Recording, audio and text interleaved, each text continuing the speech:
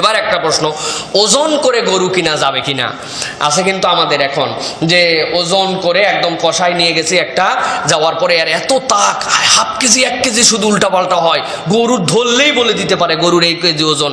এরপরে ক্যালকুলেটর দিয়ে টাকা পয়সা ভাগ যোগ করে আমরা বাইর করছি যে এটা ঠিক হচ্ছে কিনা, কিনে পড়তা হচ্ছে কিনা। এরকম যদি আমরা করি, এখানে 2টা মাসালা আমাদের জন্য।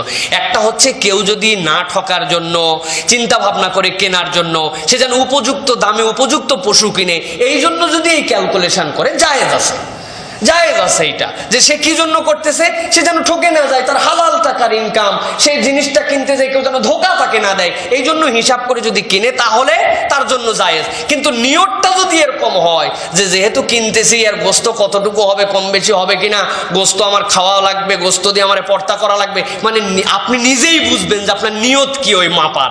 আপনার নিয়তটা যদি ওরকম 2 নম্বর নিয়ত হয়, তাহলে আর কুরবানি হবে কিনা হবে এই ফতোয়া আমারে দেওয়া লাগবে না, উনি নিজেই দিতে পারবে।